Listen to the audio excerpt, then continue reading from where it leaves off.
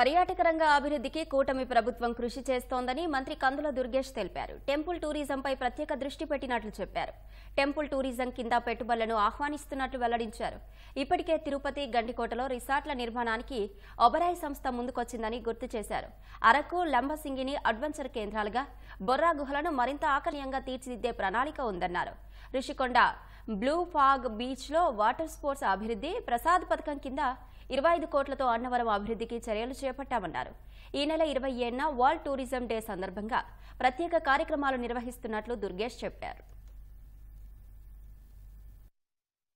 ముఖ్యమంత్రి గారు, ఉప ముఖ్యమంత్రి గారుల చేతి మీదుగా ఈ వరల్డ్ టూరిజం డే నిర్వహించబడుతుంది.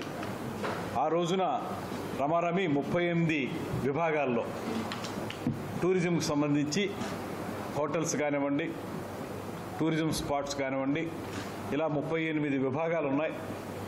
38 విభాగాలు అంటే దేశవ్యాప్తంగా, ప్రపంచవ్యాప్తంగా 37 విభాగాలు ఉంటే మనం ఒక ఆంధ్రప్రదేశ్లో బెస్ట్ బ్లాగ్, టూరిజంకి సంబంధించి బ్లాగ్ ఏదైతే ఉంటుందో దానికి కూడా ఒక అవార్డు ప్రకటించడం జరుగుతుంది.